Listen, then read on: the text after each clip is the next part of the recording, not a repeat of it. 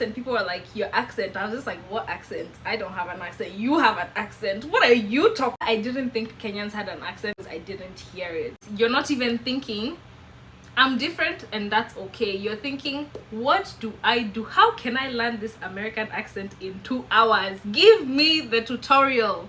I will do it. But then let me tell you, those words don't even have vowels and you're pronouncing them with ease. I'm the minority. Majority of the people here are American, so they speak in their natural accent.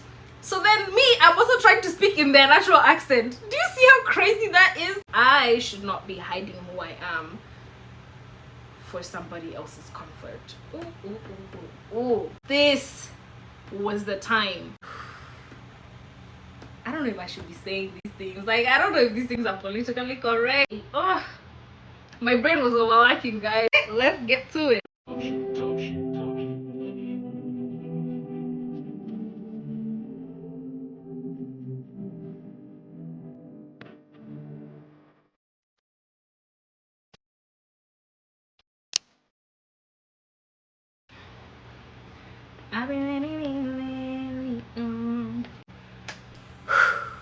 Okay.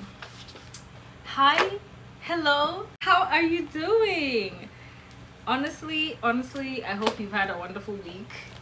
Let me tell you something. This California heat, I don't think this place got the memo that it's supposed to be the fall, because today is Friday, yesterday was Thursday, it was over 100 degrees. I felt like I was boiling. Oh my goodness. But anyway, welcome to my channel. Welcome. I don't know, I always forget. I just feel like I just keep the conversation going from where I left off. But welcome back to Twiri's world. My name is Twiri. I realized I don't introduce myself, or at least I forgot to last time. And you see what I'm saying? It feels like I'm just continuing a conversation with someone who knows me. But in the case that someone who doesn't know me comes and sees this for the first time, they need to know who's talking. So yeah, I want to start off by sharing some updates, like what books I'm reading. I've been reading this book. I don't know if you can you see it? I hope you can. It's called A Small Place, and it's a story about someone that was born and raised in Antigua, and just how things have been going since colonization happened, and just kind of sharing her story from that perspective, which is interesting. It's interesting to someone who comes from a place that was colonized. I feel like I relate on some of the things she talks about. The other one I started is Good Bad Girl, and this one, it's the way you see the way it looks, you can just tell this is not a bright and happy book. It's just it's giving me mystery so far. I think I'm on page, I don't even think I'm on page 20 or 25 yet, but it's giving me like mystery vibes. It's a story so far, from what I've gathered, it's a story about someone who went grocery shopping with her daughter and then looked away to talk to someone, looked back, the baby was gone. Hey, God. Yeah, so maybe I should leave them here. Yeah, I should leave the books here. But yeah, so those are the books I'm reading. I honestly don't read that fast, cannot lie, so I just read when I get to it. What else?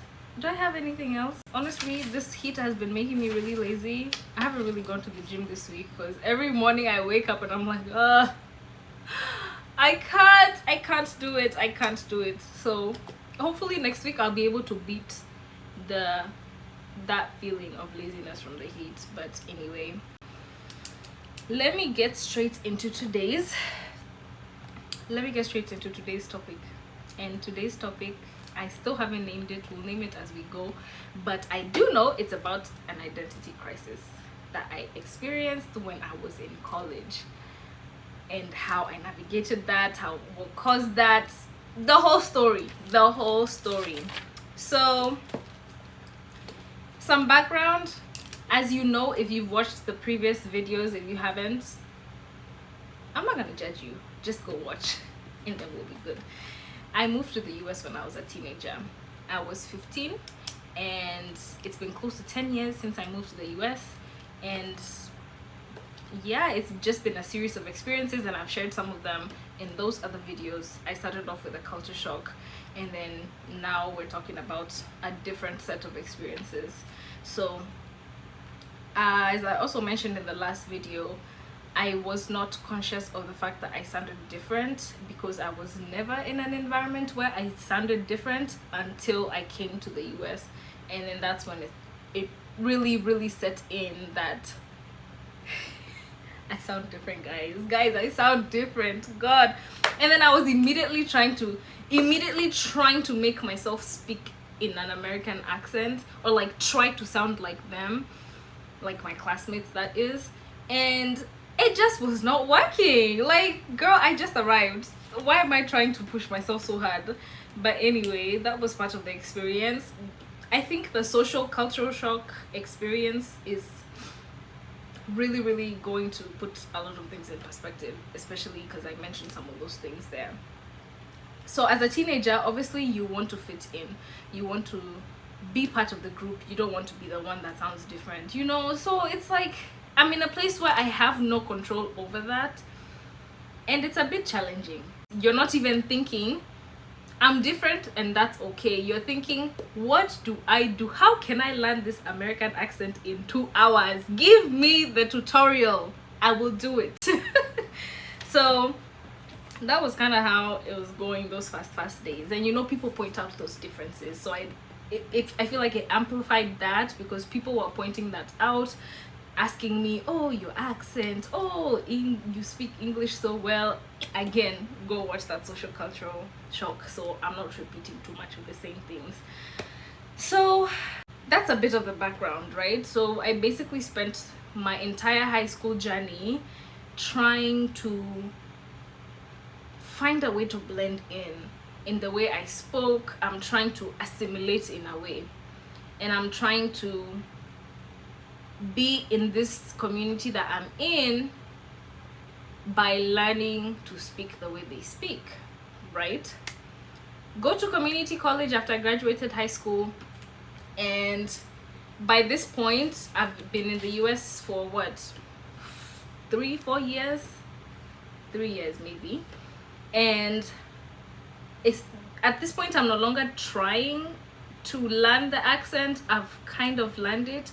But you know, the thing is, if you've grown up speaking in a different accent, unless you're really good at impersonations and just accents and impressions, all that, it's going to always sound different in a way. Someone will still be able to hear that there is something in the way that you speak that shows that you're from somewhere else.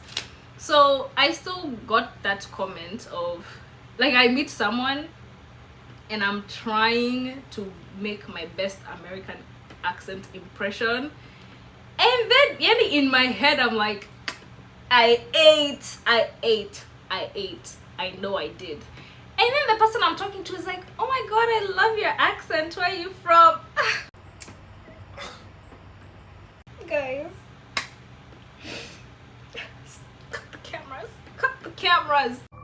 cut the cameras. I was just like, what do you mean you love my accent? There is no accent. I'm trying. Don't you see? I'm trying. So it would catch me, as in I would think about it when someone would say that, and it would be at the back of my mind. I'm just like, bruh, every single time someone is like, I like your, and I'm like, Kwani, hey, Kwani, I'm not making, what's happening? So the thing was, this whole time, as all of this is happening, I have this person that I turn to, more like a persona. And I would have this every time I was out in public, every time I was speaking to someone that's American, every time I was speaking to someone that is not my family, that is not Kenyan, that speaks in the Kenyan accent. So then when I would come back home, I would basically shed that persona, leave it at the door, and now I would sound like this, like how I'm sounding right now. And I would feel like my most natural self. Obviously that's my most natural self, that's how I've been speaking my whole life, that's just me, right? But then the minute someone calls me, switch back. So then I was code switching a lot. And was it on, yeah, obviously I think it was on purpose, because I was intentionally trying to not perfect, but to really have this persona that would show up so that I could feel like I'm one of the people I'm interacting with. So it just was like that all along. It was just home, shed the persona, Kenyan within those 4 walls of the house, or however many walls. And when I go out, I put on the American cap. So some people do like code switching, and people actually take pride in the fact that they can code switch, and I get that. You know, there's reasons for that. People have their own reasons for everything. There's people who just simply do not like being asked questions like, oh, where are you from, you know, nini. So there's people who just prefer to code switch just to make their lives easier, and just so that they can navigate things without having to stop and answer questions, you know, all that. But I realized that I don't like code switching because it felt like so much work. Every single time I talked out in public in that persona that I created, I felt like I was constantly thinking. My brain was just constantly working. Am I pronouncing this? How to pronounce this word before I say it? I pronounce a word. Wait, did I say that right? Oh my gosh, I said it wrong. Now it's in my head. Now I'm just like, oh my gosh, did they catch that? Did they? Oh, my brain was overworking, guys. My brain was overworking. Nakwambia, honestly, props to my brain for all those years, because she's really worked. She has really worked. But yeah, that's just how it was. Like, I was just constantly thinking, constantly overthinking, and trying to practice a word in my head even before I say it. Because, you know, keep in mind, I'm not someone that has grown up speaking in different accents. I've always had one my whole life. And even the ones that you do, I mean, honestly, guys, I'm a Meru, and the Meru accent is gonna show up in everything I say, especially the Kenyan languages. The Kimeru language, that's my first language, and I'm gonna speak that with the Kimeru accent, because, you know, it sounds different, the intonations are different, so every language is spoken a certain way, right? So I have those intonations and everything that define the accent of Kimeru. And then you have Kiswahili, and there's a certain way you speak Kiswahili too. It's a different accent. That Meru accent will still find its way there somehow, because, you know, mother tongue, the influence of the mother tongue. But for the most part, the Kiswahili language has a certain way you speak it, right? Go to English, it's the same thing. You have a certain way you're speaking it, certain way of pronouncing words, just things that define the way you speak English. So it differs. So I have this way I've been speaking English my whole life, and then I'm suddenly trying to change that and shift that, and it's work. It doesn't just happen like this. If you hear someone that's not American trying to do the American accent, you can tell, because, you know, also there's the way you're supposed to, when you get into the phonetics and everything, and how you're supposed to place your tongue when you pronounce this, how you're supposed to place your tongue when you're rolling a particular letter in a word. It's just like, it's so different compared to British English. Keep in mind, we were colonized by the British, so the English we speak is British English. So we're going to pronounce our T's, we're going to pronounce everything, we're just going to do everything that the British do in their English language or their English version, but now with the Kenyan accent, okay? Because, you know, again, that mother tongue influence. Everyone has a particular listen to West Africans, listen to South Africans, they have a very distinct accent. I think different regions have very, oh my gosh, Ugandans, Kenyans. Honestly, when I was younger, I didn't think Kenyans had an accent just because I didn't hear it. I know it sounds crazy. So when I came to the US and people were like, your accent, I was just like, what accent? I don't have an accent. You have an accent. What are you talking? Excuse me? Now I know, guys. It's also because I grew up in one particular environment. So if I've had the same thing all my life, that doesn't sound like there's an accent to me. It's the others that sound like they have accents. So, side note, I do think a lot of Americans live in that reality where they don't think they have an accent. Because I've had moments where I've told someone has told me, oh, I like your accent. I'm like, thanks, I like yours too. And they're like, I don't have an accent. And I'm like, yeah, you do. And they're like, what? And I'm like, yeah, you have an American accent. And they're like, oh, like what? So it's like that didn't even cross their mind. So exposure plays a very big role in the way you see other ways of existence, other ways of living, communicating, speaking, all that. And from the experiences and encounters I've had, I can tell that people are not exposed to other cultures like that. Because, oh, hot take, people come to the US or people come to the West and they immediately assimilate to the West. So you're not really, I mean, not everyone,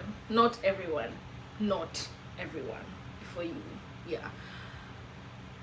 But in a lot of cases, people move, come to the West, speaking for the West because that's where I am. So if it's different in the European side, that's okay. But you come here, you immediately try to assimilate. I think the fact that we come and work so hard to assimilate adds on to the entitlement that anyone that lives here should sound a certain way. I don't know if I should be saying these things. Like, I don't know if these things are politically correct, but to me, I'm just pouring my heart out. I'm making these realizations as I speak. If we are all coming and then we all sound the same, then the person that we're trying to sound like so much starts to expect everyone else that comes here to sound like them.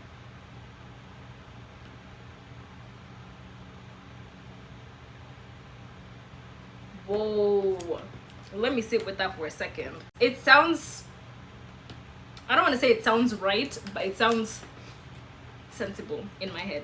You can let me know your thoughts actually, because I would like for this to also be a conversation where you also tell me your thoughts or you share your experiences.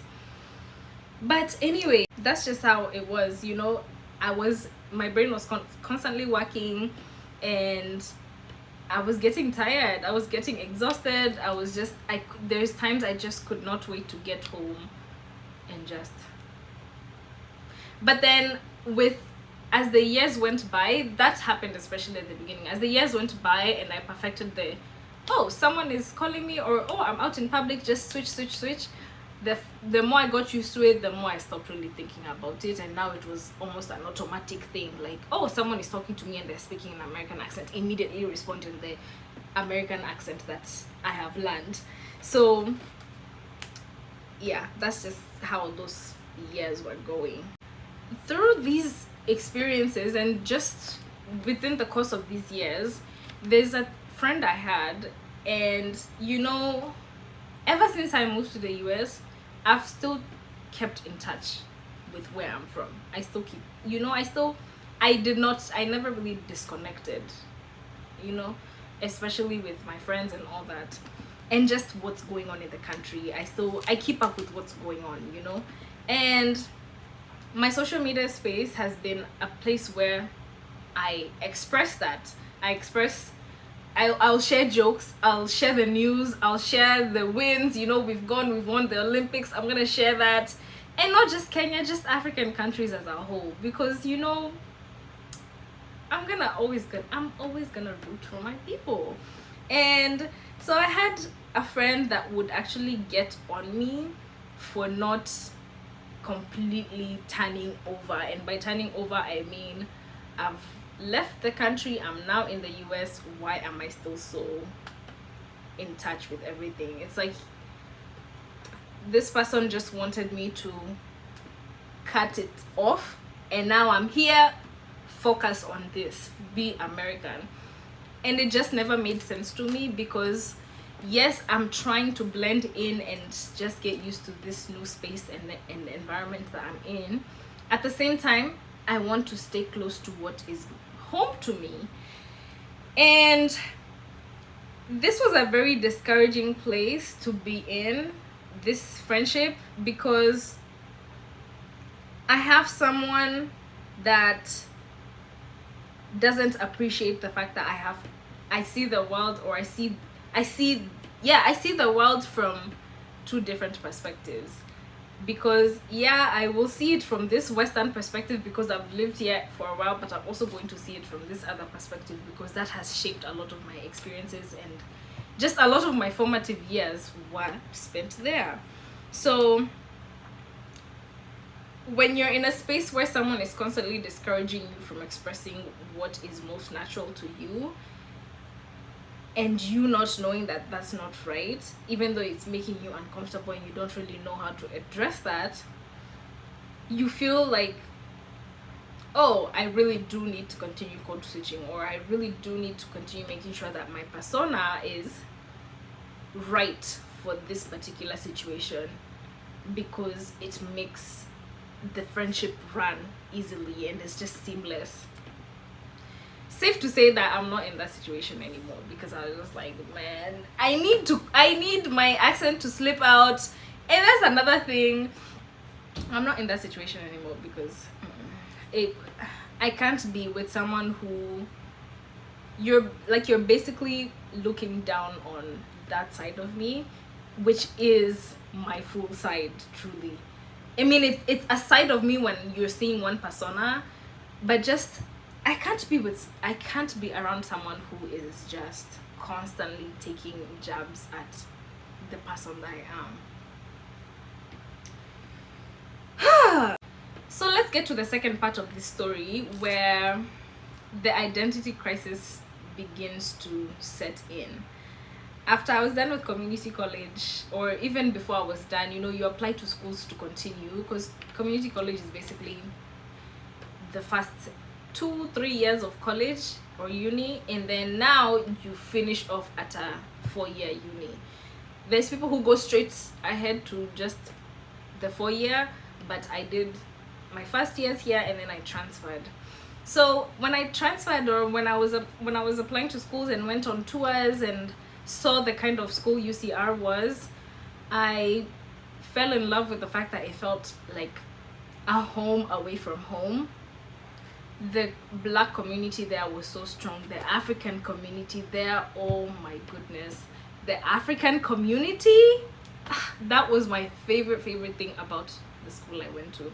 And that was the kind of support that I received from the Black community at my school, even before I went in. Just the way the Black faculty was making sure they tell you, we are here for you, we are here for you. Like, it's just like, thanks. So I was just like, you know what, I love this place. I love the fact that I know that I have people who have my best interest at heart. You're here to make sure that I have a community, that I succeed, that I get to where I want to go in life. So that, plus the fact that since I moved to the US, I never really had an African community in school, because there's the African community from church, from just communities of people who know each other.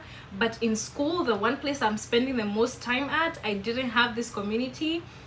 UCR just gave me that, and it was the most fulfilling thing ever. Like, I don't think you understand. I don't think you understand. So when I saw this, I was sold, by the way.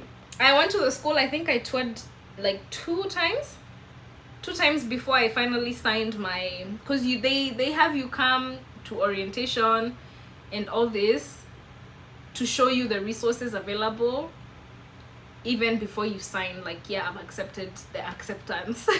So I remember going with my family to one of the orientations for transfer students, and I literally just signed that same day. Dr. J, shout out to you.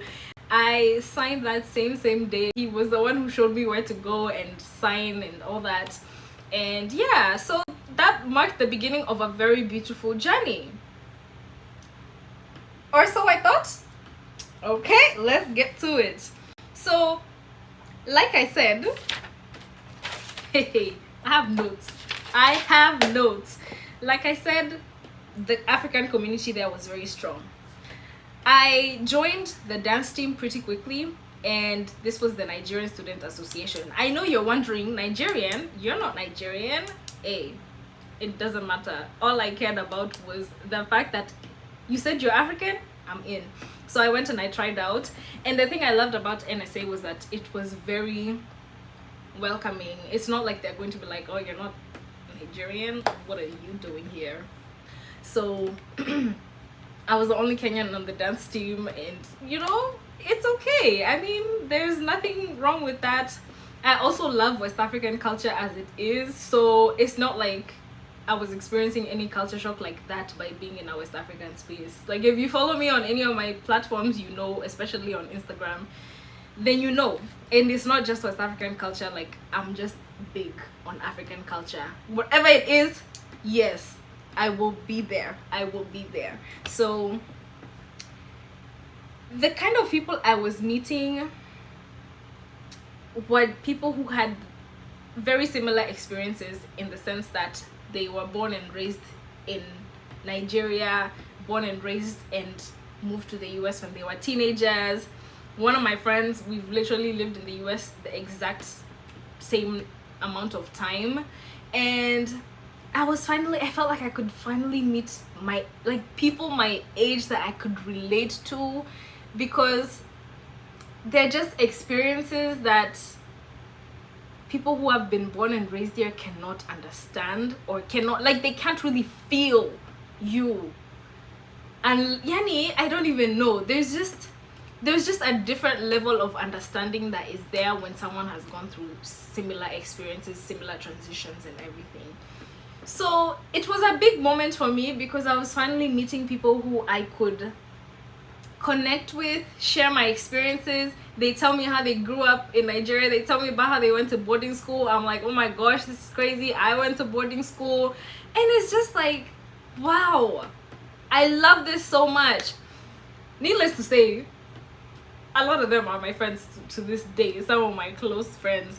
And I realized something about the friends that I was making, or just the people I was making, because at this point I'm still new. I haven't really made friends like that. Like, I'm beginning to make friends, right? A lot of the Africans in America, in California especially, or anywhere really, are Nigerians. Like, you see how Kenyans, Kikuyus are everywhere? In Africa, the Nigerians are everywhere. So a lot of my African friends, especially my first year of school, were the Nigerian community.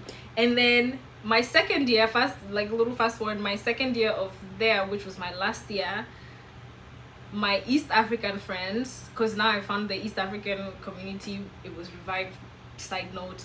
But now the East African group that is most popular, or like has the biggest population here, that's the Ethiopian community. So now I had a lot of Ethiopian friends, still have, but I'm saying had because I'm referring to that time.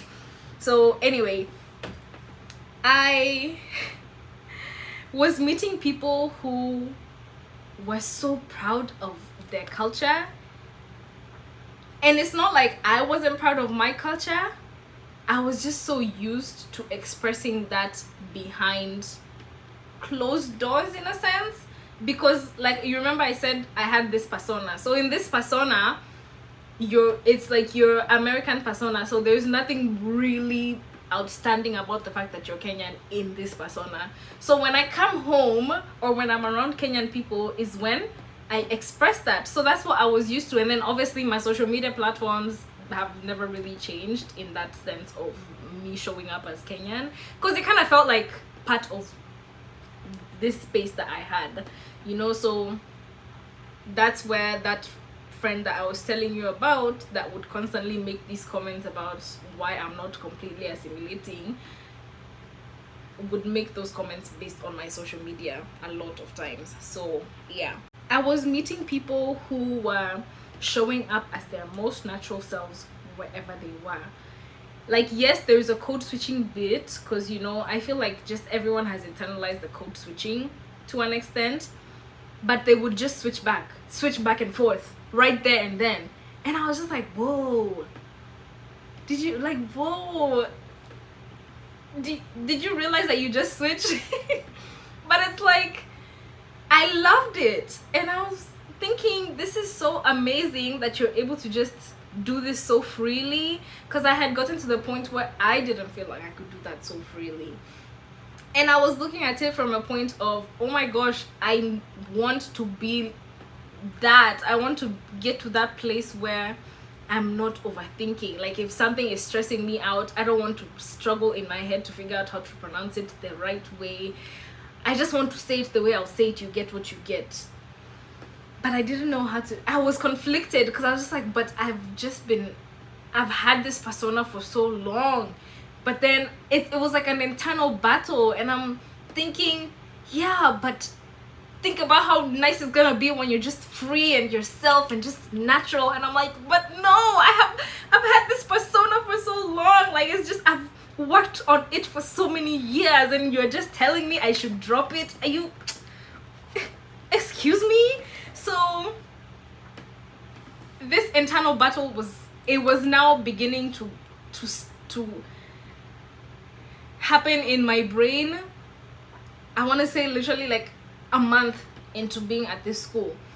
And I remember it was October. It was around October that I started having these thoughts in my mind. And I'm just like, every single, and this could also be a naming thing, every single person that I meet, or majority of the people that I meet, are introducing themselves to me by their cultural names.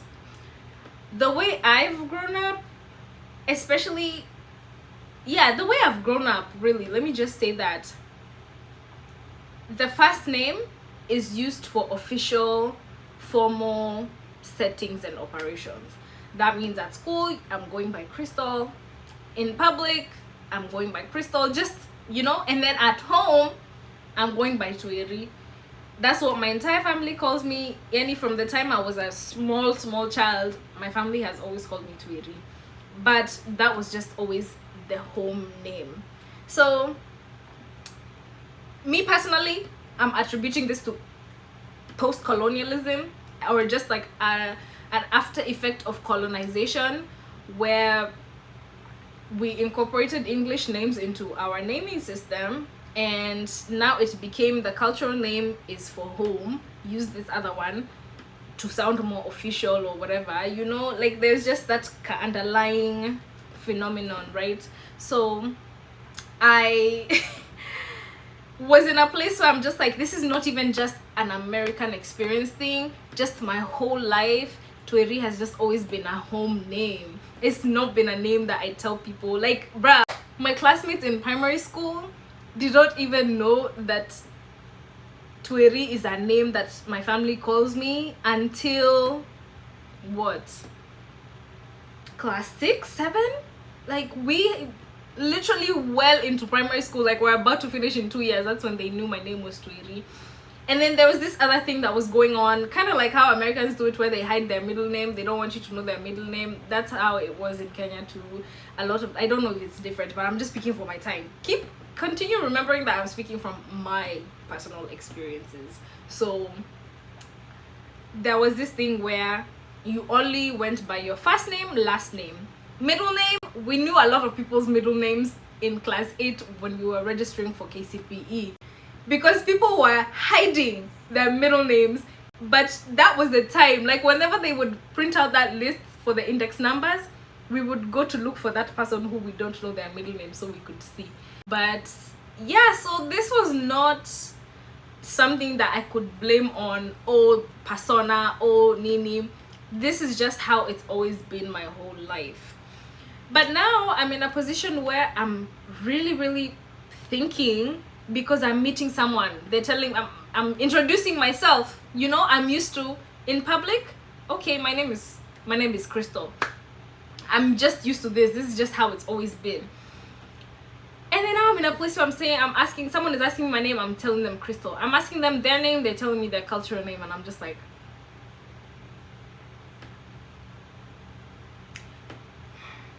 I feel like I'm failing my culture. I am part of me was just like, there's something you're not doing. You need to reevaluate some things. Like, what's happening? So then I started thinking in my head, why is it that the first thing I resort to is not my cultural name? Like, why is this just a name in the official document, but I never even use it? And then I started thinking, why is it that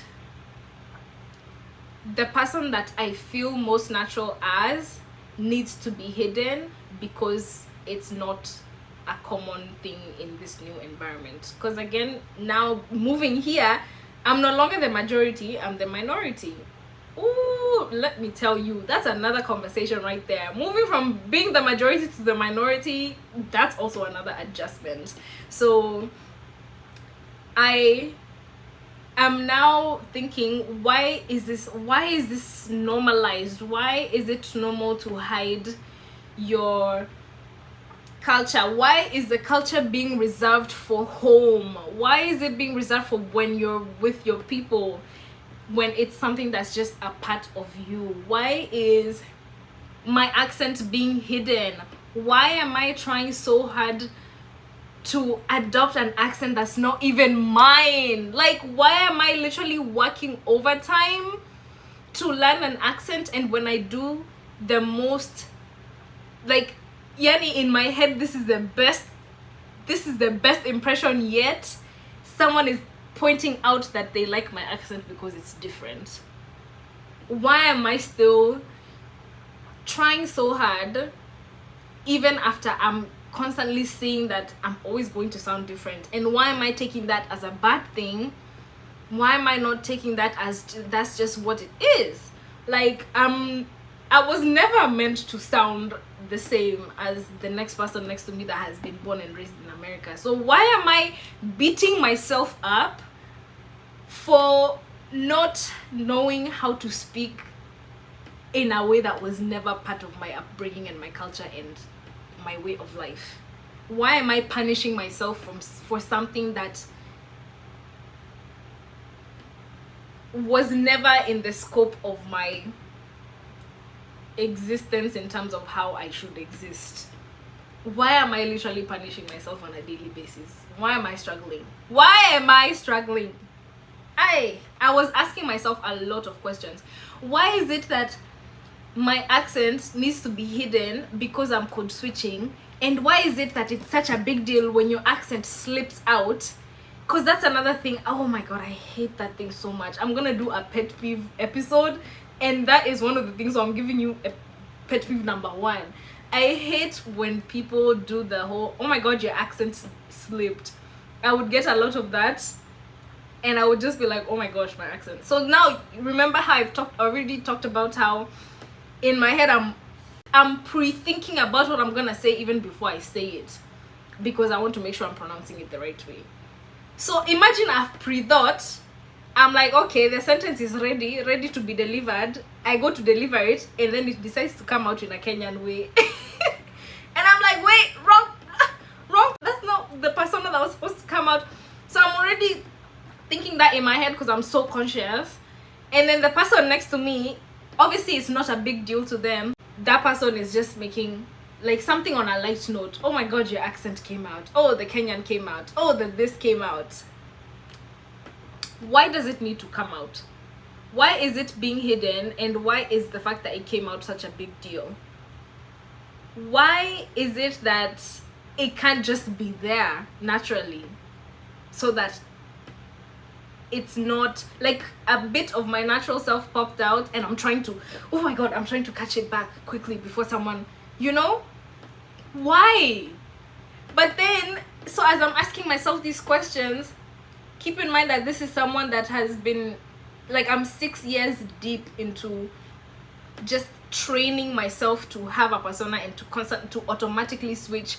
So there is some resistance to these questions that I'm asking myself, because I've trained my brain to work a particular way. I'm telling you, man, these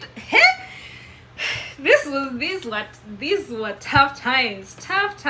So I also started to think about, when do I feel my most natural self? Because I'm introducing myself to people, and the names they're giving me are also reflective of their most natural selves, because they are already existing as their most natural selves, to my knowledge, as in from the outside looking at them, you know. So I realized that I feel like myself the most when someone calls me Twiri. Why?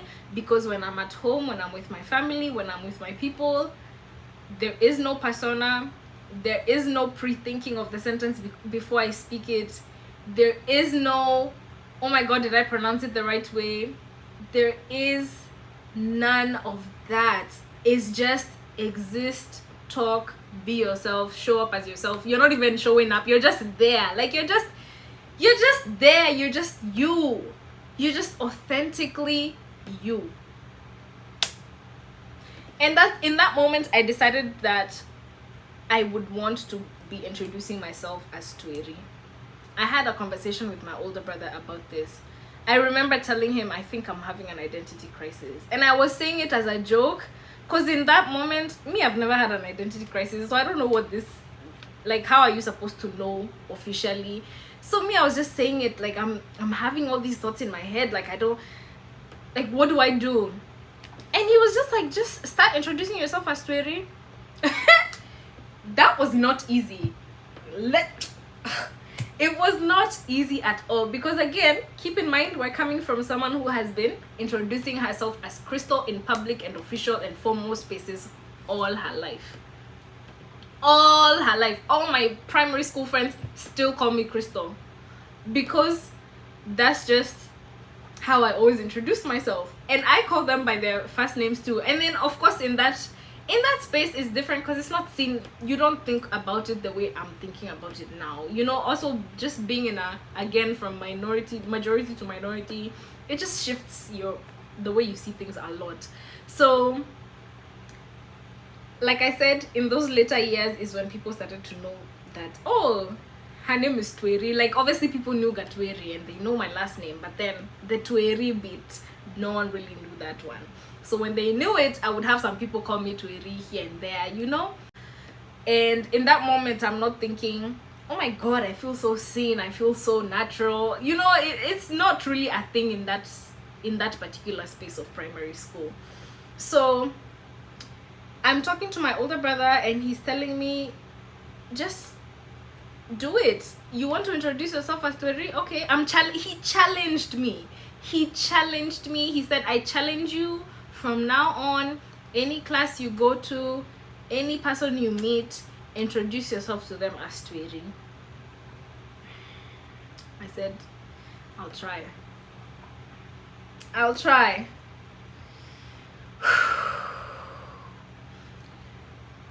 It shouldn't have been as hard as it was, but again, it's just because I'm not used to introducing myself this particular way in these spaces where Twiri is not the name I'm known by. So, but then in my mind, I'm just like, this is just who I really feel most natural as, and I'm in a place where I'm yearning to just to just show up without any extra added mambo mingi, just be. I just wanted to be. So, and another thing, even before I get to how I started introducing myself, I wanted to start a YouTube channel, and I mentioned this in those first videos. I wanted to start a YouTube channel from as far back as 5 years ago.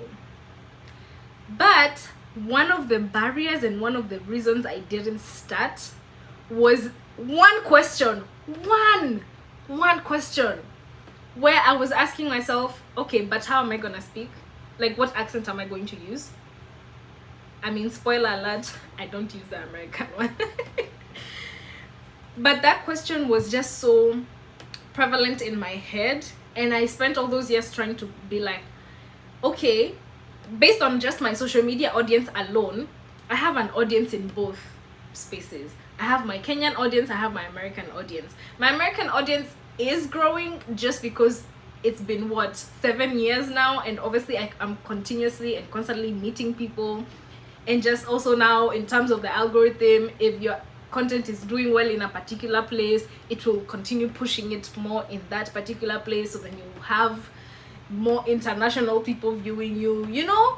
So I was just thinking, well, I need to find a way to cater to my American audience. Maybe I should use the American accent. But then again, I'm like, but I feel like at the back of my mind I always knew the Kenyan accent, and I've also mentioned it just felt most natural to me. So I'm like, yeah, but this feels most natural. And I'm like, no, but I've gotten so used to speaking like this. But no, I want to do this. But what if that doesn't cater to my American audience? It only caters to my Kenyan audience. Ah, God. Guys, I thought about this thing for years. Years. So at this time that I'm experiencing my identity crisis, it's still, even before that happens, I'm still having that thought in my mind. I'm like, I still haven't started my YouTube channel. By this point, I have been doing dance content on my platforms for around a year.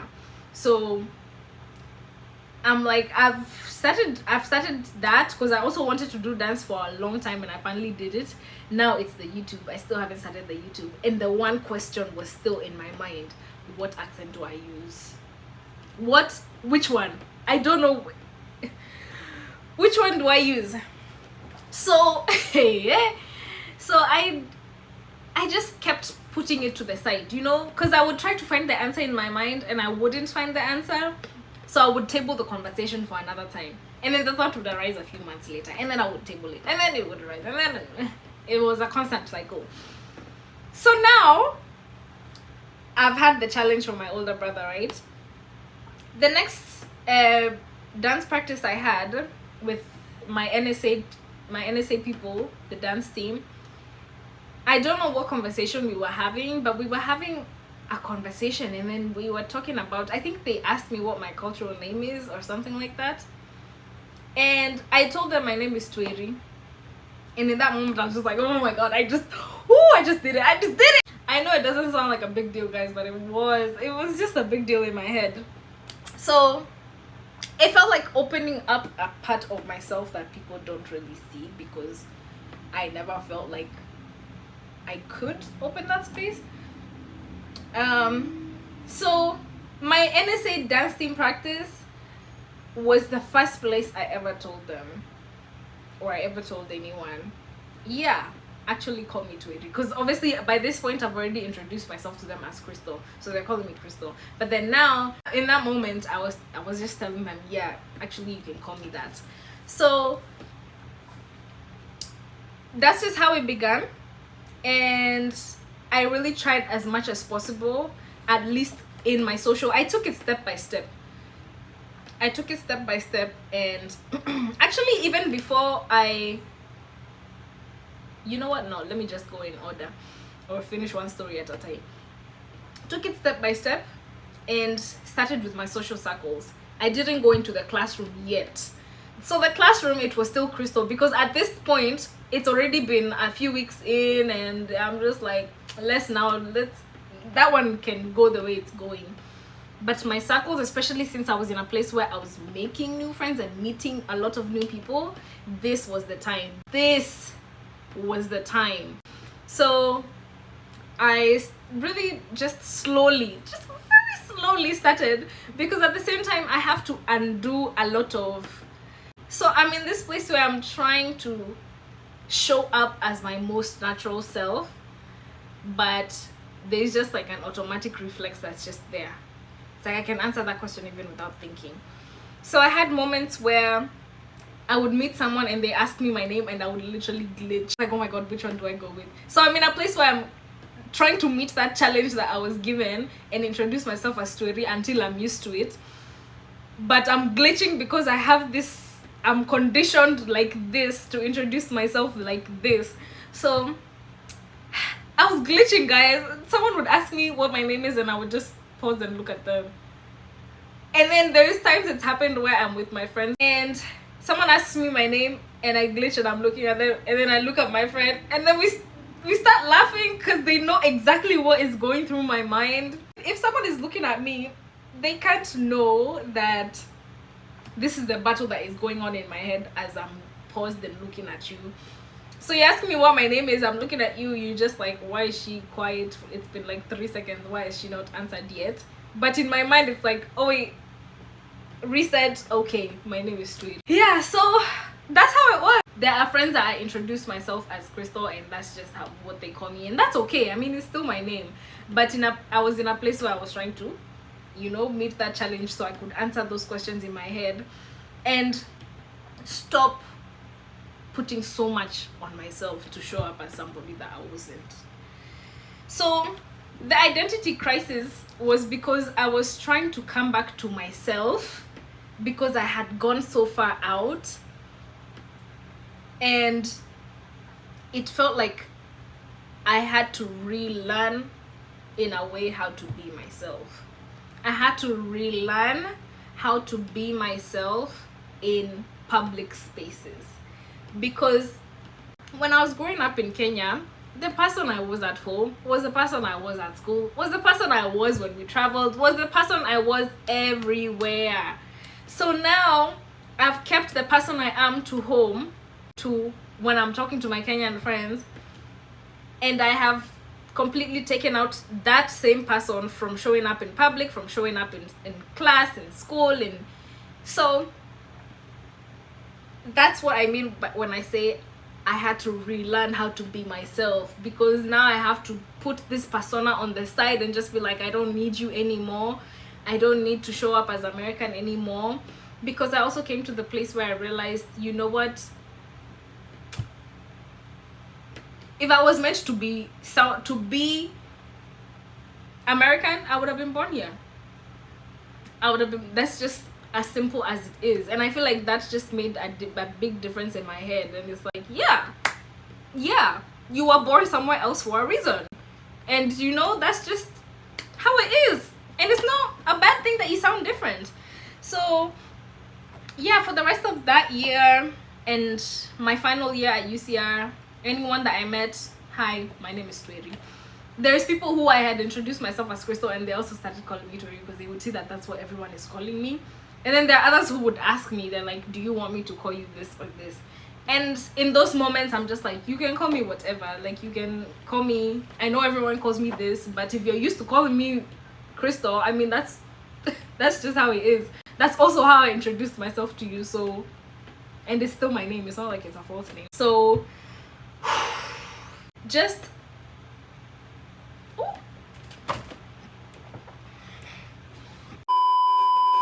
nakwambia I can, yeah, I've been talking for how long? When I was introducing myself as Twiri to people, I felt like I was making friends who knew me for me and exactly who I am from the start. Like, I'm meeting you and I'm already bringing a natural part of myself. Not I'm meeting you and I'm bringing a persona of myself. Because I feel like even that creates a bit, to me, it created a bit of distance, because you'll never really get to know the real me, because I will feel the need to keep that persona that I started with. If I started with an American accent persona, I feel like I need to continue with that every single time, right?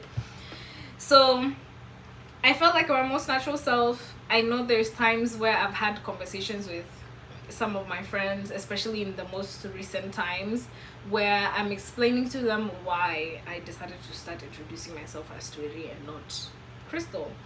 And yeah, I mean, by the time I was done with UCR, it just felt like the connections I had with people were so personal, because it's like just the fact that you know the name that my family calls me by, and that's the name that I feel most natural, that feels most natural to me, as in I feel like my most natural. You've been here for this long, you know exactly what I mean. So it already adds a layer of personal level bonding, and it makes that special to me. Just like that first time I said what my name was to my NSA dance team, that was also a special moment to me, because it's like I'm doing it. When I was talking to my brother, it felt like something that was so far out of reach, but now it was here. Someone is asking me what my name is, I'm just telling them. So with my social circles especially, I really did that. I did transition into the classroom as well. And I had a professor that called me Twiri the whole semester, and I had a TA that called me Twiri the whole semester quarter. And I was just like, okay, progress. We have made it into the places where I felt like I couldn't go with this name that is supposed to be for home. So yeah, by the time I was graduating, honestly, like, I've always shown up as myself in spaces that are mine and in spaces that I feel comfortable, and that's like my home. And I also try to not just make my life hard on social media. If I'm creating a persona again on social media, guys, please, then that's just too much. So my social media is also a space where I've always shown up as myself, and I realized that it's not just about showing up as myself in spaces that are already comfortable. It's about making those spaces, new spaces that I go into, places that I can the English is not Englishing right now. Let me think for a second. It's not about showing up as myself in places that are already comfortable as it is. Like my family, that's already comfortable as it is. My platforms, that's already comfortable as it is. But if I'm going to a new environment, I can't wait for it to get comfortable for me to be like, okay. So actually, I feel most natural when you call me Twiri. You've been calling me Crystal for weeks and months, and now I'm telling you actually. So if I want to show up as myself from the get-go without feeling like I'm hiding that or keeping that on the side, I realize that I just need to push myself to just show up as that until it feels natural, and just imagine that space as a space that I'm meant to be as myself.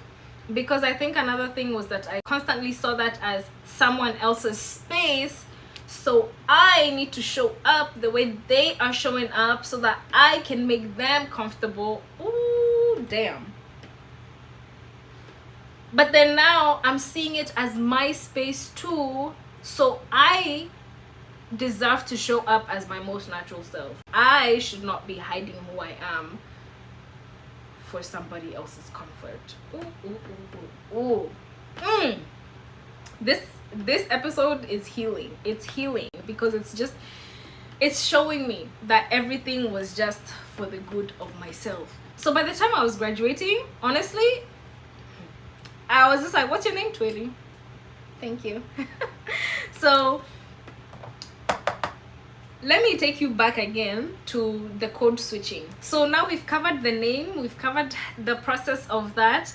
Now let's get into the name. So in this moment where I'm also realizing, having all those questions I talked about in my mind, I'm also asking myself questions about why I'm actively trying to sound different. I already talked about that. Why am I punishing myself to show up as something I'm not? Sound like someone I'm not. So I also, in that moment where he challenged me to introduce myself, I think it was also around the same time. I don't remember which one I did first, but honestly it was generally around the same time for both. I decided to stop code switching, and I also did that gradually. I decided to stop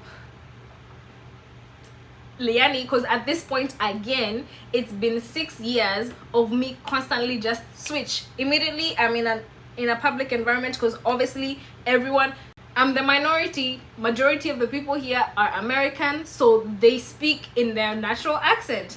So then I'm also trying to speak in their natural accent. Do you see how crazy that is? So I had gotten to the place where I was just like, by the way, I cannot come and kill myself in this life, because if I was meant to sound like an American, I would have been born in America. I sound like a Kenyan for a reason. I sound like an African for a reason. I know that I have a thick accent. Zoea hiyo sauti. Zoea hiyo sauti. Zoea hiyo sauti. Zoea hiyo sauti. So why am I trying to sound like somebody else when I'm in these spaces? It's again me seeing it as their spaces, so I need to show up the way they show up, or the way I think they want me to show up, instead of seeing it as, this is my space now too. I'm here, this is my space now too, and I need to show up the way that feels most comfortable to me. Oh man, I feel like I'm preaching today. Honestly, I'm preaching to myself too. So, and it because it just serves as a reminder to also just always show up as myself. Man, this is an amazing episode. So I hope you're enjoying. I hope you're hooked, because me, I'm hooked in this storytelling. I decided to do it gradually, just as gradually as I started introducing myself as Twiri. I also gradually started, because again, this is a process of learning how to come back to myself in these spaces where I've trained myself to have a persona that is not me. So now I decided to take it a step at a time. Stop rolling the T's. I stopped rolling the T's. And rolling the T's is like, there are words that you know, right? And the T's are not really pronounced in the American accent. It will be rolled, so it comes off as a D. Will I try to pronounce the words? No. You can do your research on that one, because guys, it's been so long, sometimes I don't even trust myself to speak the American accent anymore, because the day I stopped like this, I didn't roll my T's again. So it's like, in a way, I feel like I can't even roll my T's anymore, even if I tried. Like, I can't roll it the way I used to, because I had trained myself for so long. Now I'm out of practice. I am out of practice, guys. I would need to train again. And do I want to train again? No. What you get is what you get. So I stopped rolling my T's. I gradually stopped rolling my R's. Sometimes it will just also happen on its own, and that's also because being here for a long time, when you're in a particular environment for a long time, you start picking up on things even subconsciously, right? So, and that one, I have no problem with that one. That one is okay, because that one is happening on its own. It's happening naturally. I'm talking about the ones where I am consciously pre-thinking and consciously preparing the word even before I say it. Okay, remember to roll this T. Remember to pronounce it like this. Those are the ones I stopped doing. So if I say something and it rolls on its own, if I say something and I just pronounce it a certain way on its own, that's completely fine. So the ones where I was now actively trying to constantly just speak in an American accent, where it felt like work, that's what I stopped. So I stopped that, and immediately, honestly, it felt so weird. It felt so weird, because it's like, I feel like you're not supposed to be hearing me speak like this. In that moment, I was just like, I feel like I should not have said water. I should not. Water is a perfect word. So you can imagine the way someone says it in an American accent, and the way, I'm just like, that's not how we speak. We say water. But then you come here and it's water. Honestly, it's a learning process. I've made a lot of progress, because do you see how I'm speaking now? 2 years ago, just 2 years ago, try and tell me to go in public without bringing the persona in. It would literally be mission impossible. And now we are here, so we have made a lot of progress. And so I would have moments where I'm really trying to consciously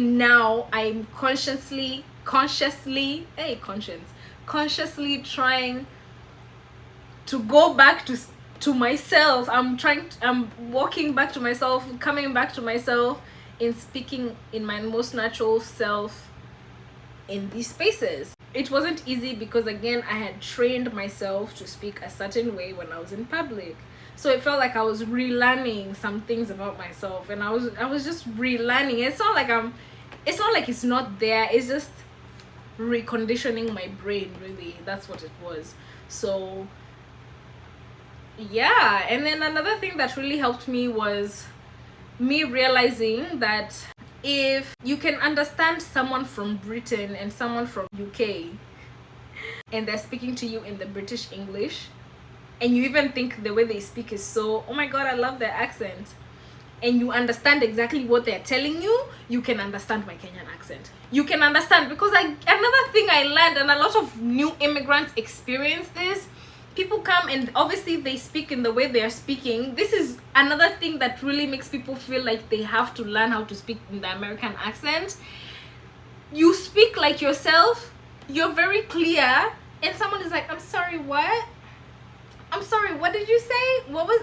And mind you, I mean, I won't say it's 100% because some people really do have trouble picking up on new accents or like understanding new accents. Just like I said in that first episode of the culture shocks, where I was like, my first day of English class, I cannot tell you what my teacher was saying that day. I don't know what she was saying because guys, it was just going like this the whole day. So I understand there are people like that, but then there's also people who just want you to suffer in this life, so they'll pretend they don't understand what you're saying, and they do. And then when they finally get it, like for example, let's use water again. You'll say, can I get some water? And someone is like, what? And then you say water to drink, and they're like, oh, water? So then guys, like, those things piss me off so much, because it's like, when people say it like that, it makes you feel, it's like they're saying it to make you feel like you're saying it wrong. It's supposed to be like this. And I've had those experiences, guys. In high school, I remember I was speaking, mind you, persona is up and running, so I'm saying something, and then I just say Samsung, and then the girl I was hanging out with at the time was just like, it's Samsung. And I was guys,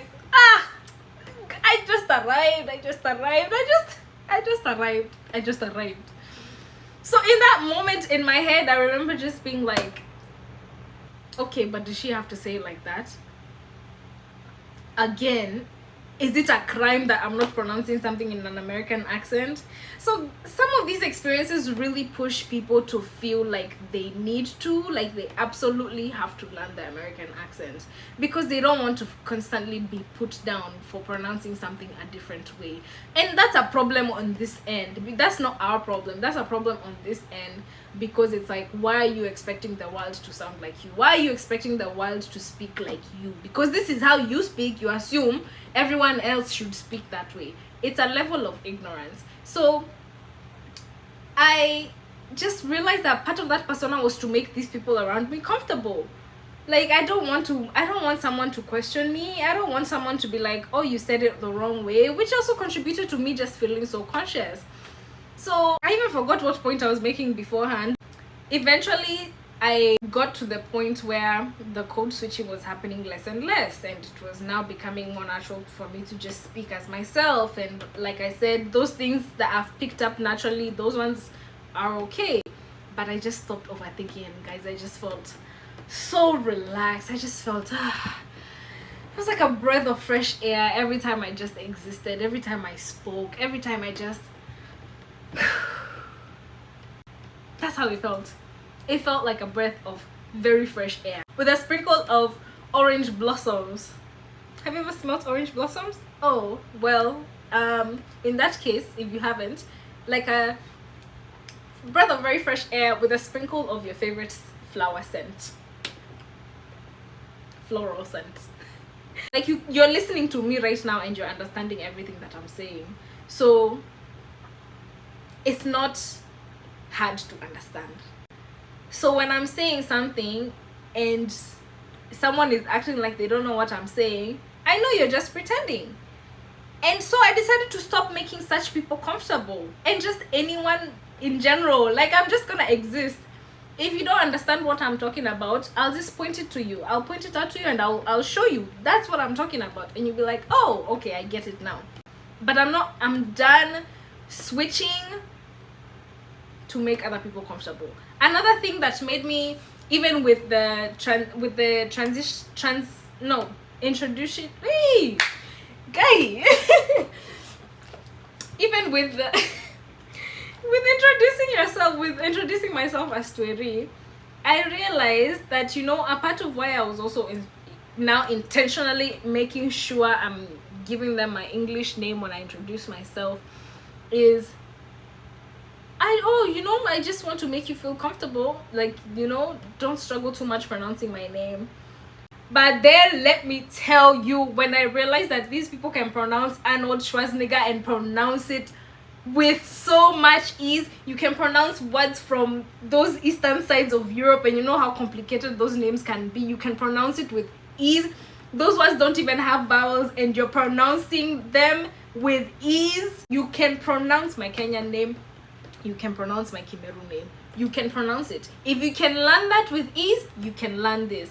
And I've had situations where it's very easy for people to make you feel as an immigrant that you shouldn't be making them struggle. They won't say it, but they will imply it. And sometimes they will say it, where you'll introduce yourself. I've introduced myself to someone and I'm telling them my name. They don't even try. They don't even try to pronounce your name. They just go straight to, oh, can I just call you? Can I just call you? They create an abbreviation for themselves because they don't want to take the time to learn what your name is. But let it be another European. No, just let it be a European person. Let it be someone else. They will learn it on the spot. But you, they don't want to learn your name. I've had a situation where I introduced myself. Luckily, it hasn't happened too many times. I've had, actually it was this year. It was this year. You know, to us it sounds like it's not that difficult, but to another person it may sound like, oh wait, tell me that one more time. Or like, you know, so someone doesn't really get it the first time, and I'm okay with that. That's fine. You can learn. You can learn. I'll teach you, especially if we're gonna be friends or if we're gonna be seeing each other often. I can teach you. I got to the place where I was just like, how I introduce myself to you depends on if I'm gonna see you again or if I'm not gonna see you again. If I'm not gonna see you again, I mean, guys. But if I know you're someone that's going to be in my life in some capacity and I want that natural bond to be there, I can teach you. Like, I will take some time to teach you how to pronounce my name, especially if you're struggling with it. But this one, I introduced myself to someone. He didn't even try. He just went straight to, can I just call you T? I said, no, you cannot call me T. You can call me Twiri. Thank you. I felt so disrespected. Like, you didn't even try. But if it's another complex name somewhere, you will do it without even thinking twice. The day I learned, I said I'm no longer giving anyone grace that they haven't even told me they need.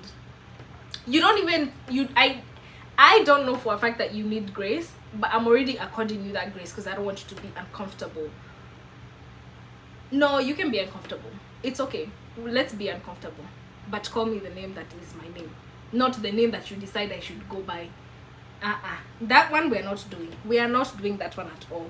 And then another thing that I realized is that I thought about where I come from, right?